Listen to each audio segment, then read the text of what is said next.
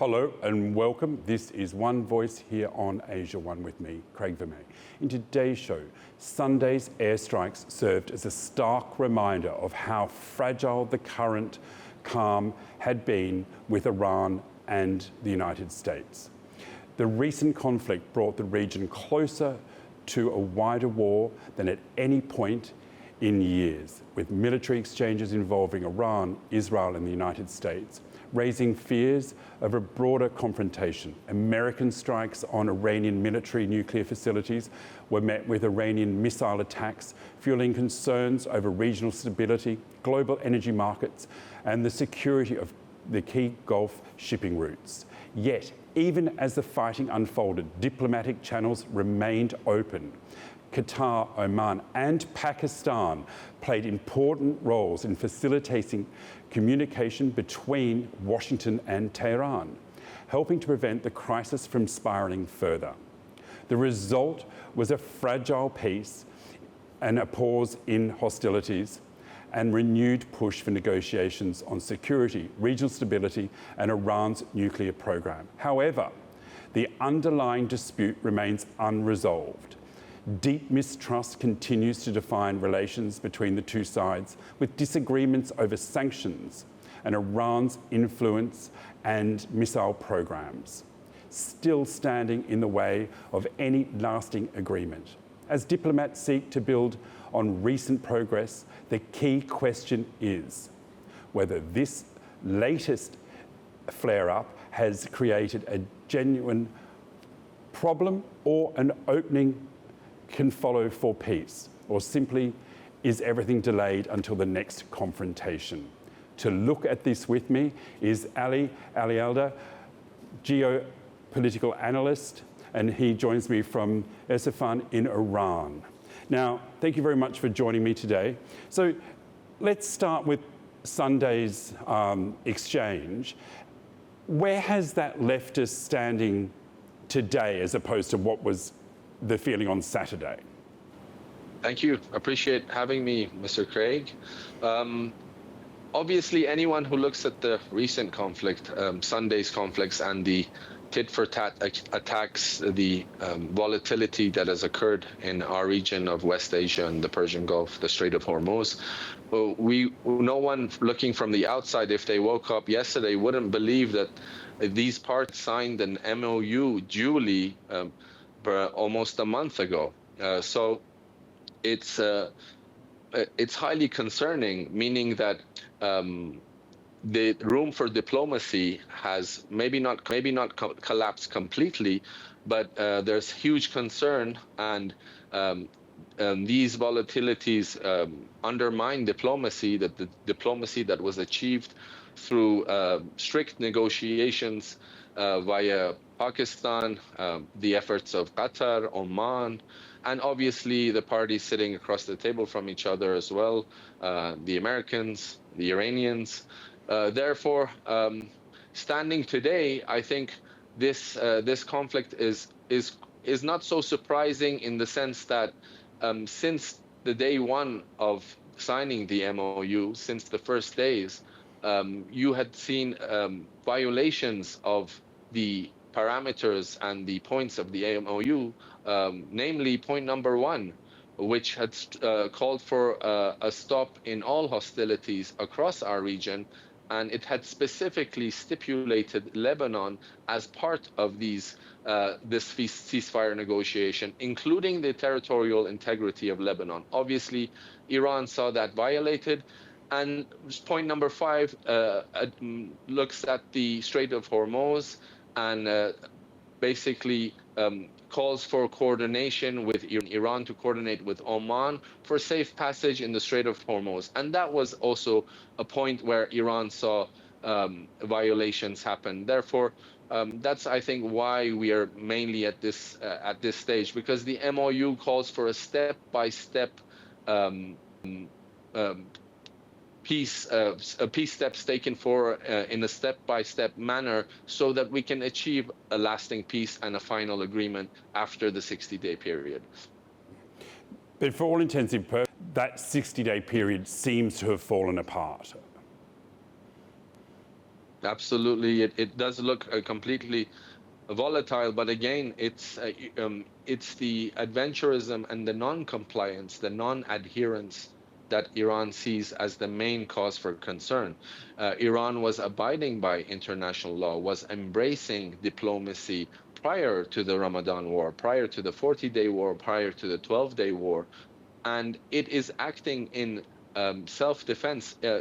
Interestingly, a party like America, who is familiar with of engagement, rules of war as per the Geneva Convention, which was designed by the allies, the so-called Western allies after World War II, is retaliating to the volatility in the region and attacking civilian infrastructure, hitting water facilities again, hitting ports again, and Iran is trying to maintain their retaliation on military bases. So even in rules of engagement, Iran is trying to adhere. And in terms of hitting ships in the passageways, it's because they were not following the administrative routes that Iran had already laid out without a tolling system. It was mainly for security purposes because Iran was met with aggression through these waterways. Therefore, I think it's the American side that is causing the disruptions in our region, in West Asia, in the Persian Gulf, in the Strait of Hormuz. How can Trump and Washington expect Iran to actually sit down face to face, because that hasn't happened yet, to sit down and have real meaningful face to face talks if Washington does not adhere to the rules of Geneva Conventions, from rules of warfare, and they break the agreements that they sign? Will Iran, will they ever sit down with them and have a face-to-face talk? Honestly, Craig, the Iranian population also voiced their demands when they're out on the streets every night from the first days of the war. And many of our populace were not in agreement for negotiating with the Americans in the first place. When they saw the parameters of the MOU, some of them were, I don't want to say pleased with it, but at least satisfied with the parameters of the MOU, because they saw that if it had been followed, it clearly outlined a pathway for Iranian rights, Iranian reparations in terms of the reconstruction fund, in terms of their allies seeing peace in Lebanon, in terms of regional stability being adhered to or established. They saw that in the MOU. But when they saw clear violations, they went back to a posture of "I told you so," including some of the hardliners in Iran. Therefore, yes, when they see the Americans not follow rules of war, try to coerce and pressure Gulf countries to turn off have ships turn off their GPS and try to move in the shadows in the Persian Gulf, Strait of Hormuz, without Iran's coordination. They see this as clear provocation. They see this as the Americans moving away from the MOU. As Sergei Lavrov from Russia had quoted in the past, it seems like the Americans are agreement incapable. And obviously, to sit down with a party that has ripped up an initial JCPOA, this was the first Trump administration, that has killed its supreme leader, that has killed the children of Minab, that has killed 3,000 to 4,000 innocent Iranian civilians, that has hit our civilian infrastructure, our water supplies, drinking water supplies in the south, that is conducting warfare as per not the Geneva Convention. It seems they're moving as per the rules of the jungle. Of course, it's going to be more difficult to sit across the table directly with the Americans, but perhaps, again, the Pakistanis and the Omanis and Qataris and other players in our region can play a role. Diplomacy during any conflict, even the most aggressive of conflicts, is something that is probably needed going forward. But Iran sees it in a way that they don't want aggression to complement diplomacy. It seems that the Americans want to have their way aggressive and then maybe look at channels of diplomacy. Iran doesn't want diplomacy to complement aggression. Diplomacy will only happen in Iranian eyes, I believe, once aggression has stopped. Then they will see a justifiable status, a justifiable environment to sit down for negotiations, perhaps. So Pakistan has been working very hard for some time now they were instrumental in getting the two sides to agree on the ceasefire.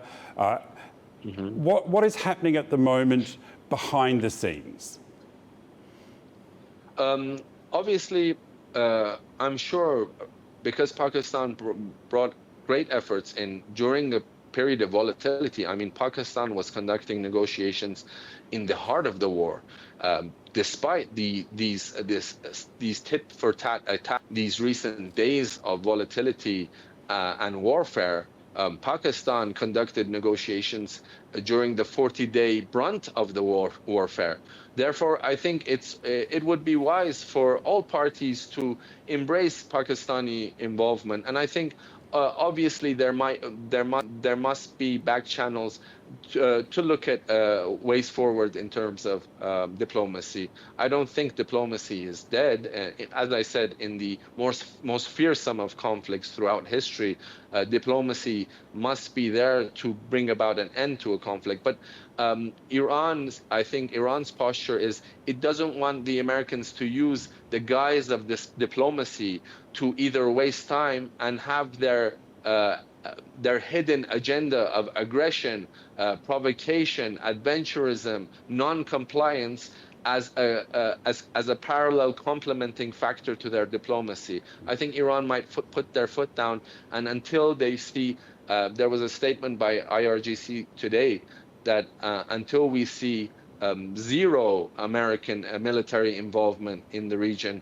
then we will stop our retaliation and our acts of self-defense. As long as there's American military adventurism in our region, in the Persian Gulf, then Iran will not stop retaliating or acting in self-defense. Those self-defense have targeted American bases in some Gulf states. Now, the Gulf states have been quite quiet about what has happened. They don't come out with any forceful statements after this happened. Is that a sort of a quiet way of saying we support Iran? If it was, it would be perhaps the smartest way of conveying a message from a neighbor, because I had given an analogy, in fact, on your channel a couple of days ago. I compared Iran to a house on a certain village next to a lake or a pond, and this pond or lake is called the Strait of Hormuz, the Persian Gulf, or the Gulf of Oman.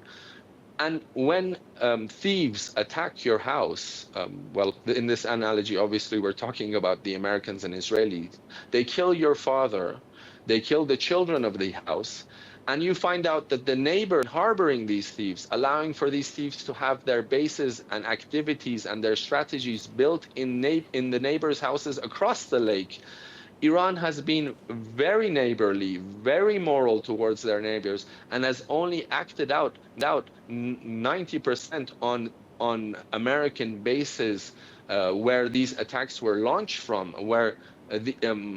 So in this analogy, how do the neighbors expect us to act? Our house has been attacked, has been violated. Obviously, Iran will assert its right to self-defense, even as per international law, rules of war.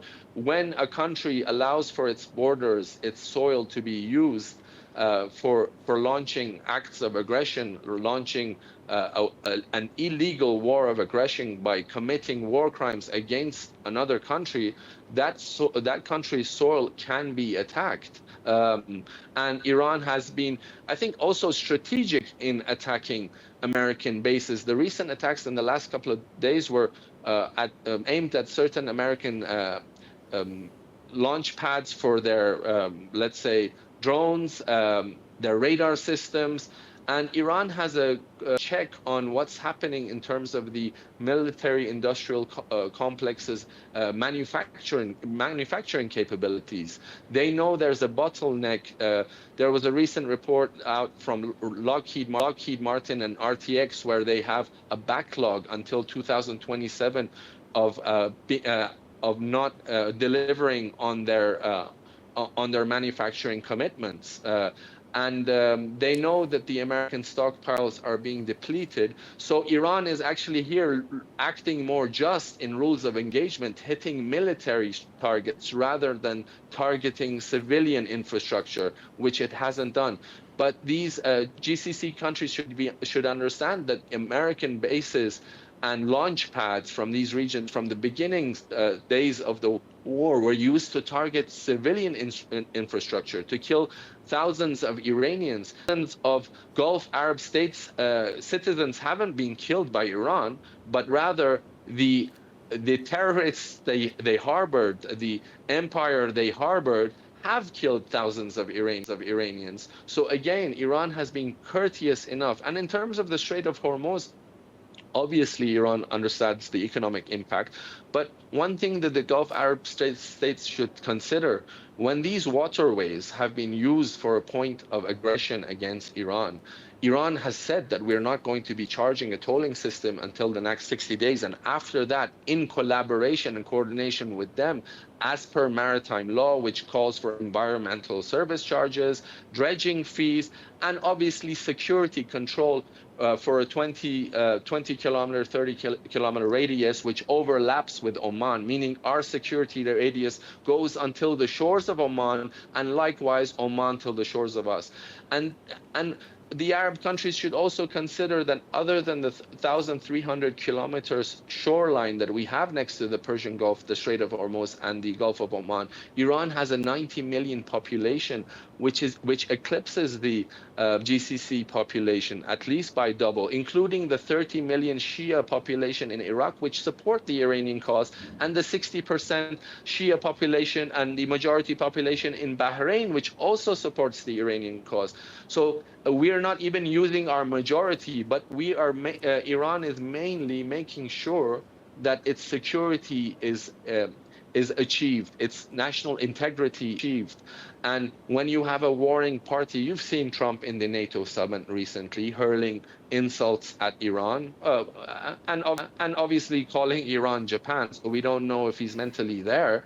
And obviously hurling insults at Spain as well, calling for taking over Greenland again. This is a man maybe detached from reality. Missile attacks, military retaliation, and fears of regional escalation push tensions between Iran and the United States to a dangerous level. Yet behind the scenes, mediators work to prevent a broader war and lay the groundwork for future talks. To help me understand what is happening and why it matters is Ali Alianda, geopolitical analyst who is in Iran. And thank you very much for staying with us. Now, thank you. Before the break, we were talking about the Gulf states.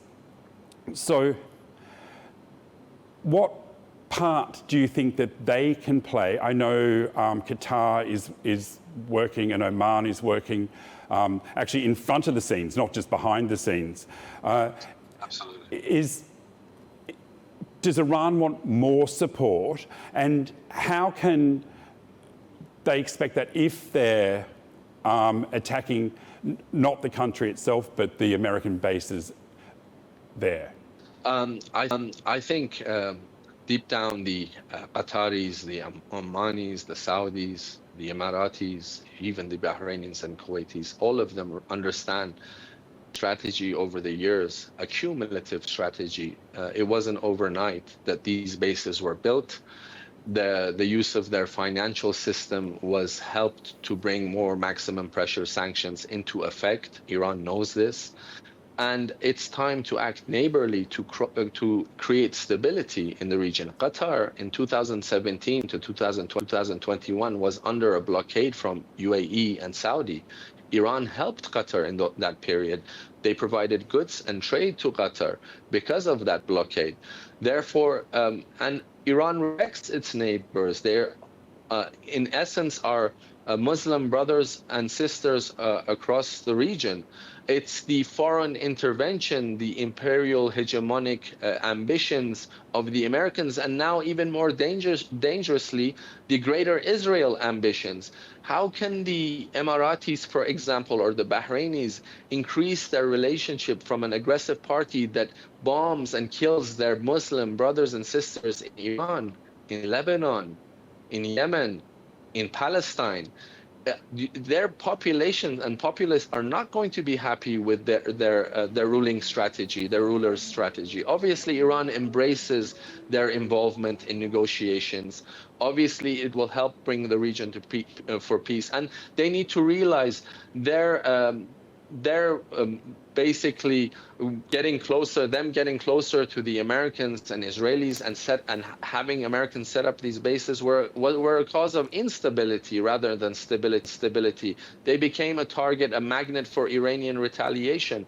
And I think not only the regional allies, the European allies, there was a report that the Europeans are also moving away to buy less weapons and equipment despite their military budgets increasing from the Americans. They see the American relationship as unreliable, perhaps, or unsafe. The East Asians as well, Japanese, have already started wanting to buy oil from the Iranians. And I think it's not only the Middle East and West Asian allies of the Americans that are realizing that Americans are cause for more volatility and uncertainty, and that's not good for their tourism-based economies, their trade-based economies, which need stability rather than instability. In the early 80s, in the 80s and 90s and the early 2000s, Iran was their biggest trading partner. It was responsible hugely for their growth. And many of the famous families, the wealthy families of the GCC are originally and ethnically Iranian. So we have ethnic ties to them as well. So let's turn our attention back to Iran. Now, the latest strikes from America and the retaliation, is this playing into the hardliners' court in Iran, where now there's a bigger push to stand your ground rather than negotiate? Yes, Mr. Craig, it is, but obviously, as you probably could see, justifiably so as well. The hardliners are saying, "I told you so." They can't be trusted. Their signature can't be trusted. They will slap us in our face while we're extending the hands of a diplomacy. We've seen it several times in the past. And obviously, hardliners in any state, when they see the opposing party continuously act with illegal aggression, with non-compliance, with non-adherence to their signature, obviously they don't see the path of peace with them as a justifiable path. They see it as a matter of national security to maybe move away from that path. And you can't really blame them. It's justified in many ways. There's not an argument to counter it. The Americans haven't provided an argument to counter it. Do they act in good faith? Absolutely not. Part of the MOU was not to insult and basically spit threats at the other party. It's stipulated in the MOU. Look at Trump from the first days of signing the MOU. We've constantly heard threats from the American administration and Trump himself. So obviously it plays into their hands, of course. So what do you see happening next? Where do we go from here? Because the tension is high. How do we bring it back down and move forward with diplomatic efforts? All right. I think Initially, Iranians thought that the concessions had been made from both sides, especially by the American side in the MOU. The MOU, we thought, was an indication that the Americans have woken up from their denial, from their miscalculation. And I think that will happen again. They will wake up from their denial and miscalculation. A couple of reasons. The political reason, obviously, the congressional elections coming up, a lot of the congressional basically candidates are very anti-Israel in terms of America's relationship with Israel. That's up for contempt because they see this as a Israeli foreign policy endeavor. That's one of the points that will put pressure on the Trump administration to maybe bring these warring games to a halt. But more importantly, the strategic oil reserves of the Americans, of the world, are hugely depleted. Until now, a lot of the major economic experts, which I'm looking at, even their Substacks, they are baffled how the Americans for now have manipulated the market, either with the futures market or maybe injecting shadow money into it, or the oil prices should be much higher. But I don't want to be rude, but there's a saying. I'll try to put out the polite version. The crap has hit the fan. The oil markets are going to face huge pressure moving forward in the ensuing days and weeks. And that's going to provide immense pressure on Trump. Trump already said it after signing the MOU. He said, I don't want to be remembered as President Hoover that brought about the Great Depression. He will be remembered as the next President Hoover if he continues in this warring path and not come to the table of negotiation. He will be receiving a Nobel Prize for incompetence and miscalculation, and he will be remembered as the next president that brings the world into a Great Depression. Therefore, I think the economic pressure is immense. And I think what the Americans are trying to salvage is, everybody knows, the well-read economists of this world know that the petrodollar is very much propped up, and the pillars of the petrodollar were through the oil money of the GCC states and the Strait of Hormuz. I think the Americans are also afraid of losing their dollar dominance, and you can see it across the world as well. American Treasury bonds are losing their value. A lot of people are shifting from the dollar. Their sanctions won't have the same effect in a year or two time, because I'll point everyone out to your viewers out to a Wall Street Journal article about North Korea's immense economic success story in the last 1 or 2 years. And they are not using the American and Western banking system. They're cooperating with China. Iran could do the same in 6 months' time and a year time. So their sanctions leverage and deterrence won't have the same effect. So I think time is on Iran's side, and I think it's the Americans that will blink again from this miscalculation. I think they need to adhere to the parameters set with the efforts of Pakistan in the MOU to bring about peace. Nothing but havoc, including havoc on the global markets and economy, will be brought about with these adventurisms and this conflict in the region. So you've mentioned the Strait of Hormuz there. Now, how do the Iranian leadership and the people take to, was it J.D. Vance a few weeks ago said that it was American now, and then again yesterday Trump was claiming it. How's that received? Well, Iranians know their culture, their identity, their history. Hormuz has been on the map the same way as the Persian Gulf for thousands of years. Hormuz is a representation of the name of Ahura Mazda, which is the old ancient Persian name for God. So we clearly know our identity, and we know our waterways. So whatever rhetoric or false statements brought about by the lying White House, which we know, we don't take it to heart, or we don't take too seriously. Obviously, it's a provocation and we understand it. These kind of statements and this rhetoric. As I mentioned, Craig, maritime law supports right. And we must not forget, again, when Iran has seen huge violations of its waterways, of the airways above these waters, used to inflict pain on Iranians, to kill Iranians, to hit our infrastructure, we are not going to let go of our geographical right. Iran is not going to do that. It's going to assert its geographical dominance. It's going to use the leverage of the Strait of Hormuz.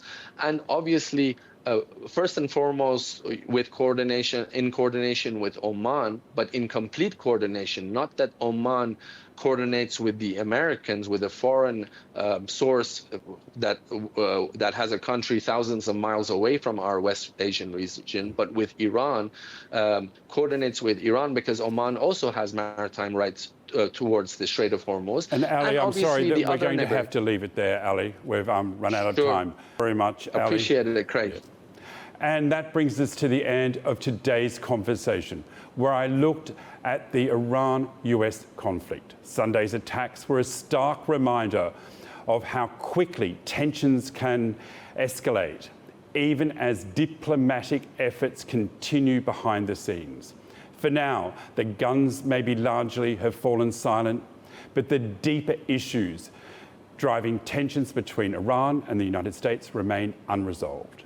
The success or failure of ongoing diplomacy will shape not only the relationship between Washington and Tehran, but the stability of the wider Middle East. The question now is whether this fragile peace marks the beginning of a lasting breakthrough or simply the intermission before the next crisis. Thank you to Ali Al-Eda, geopolitical analyst who is in Isfahan, Iran, for sharing your insights. And as always, here on One Voice, we aim to cut through the noise and bring you the stories that matter from the voices that know. And if you missed any part of today's show, be sure to go to our YouTube channel. And until next time, I'm Craig Vermay. Thank you for watching One Voice.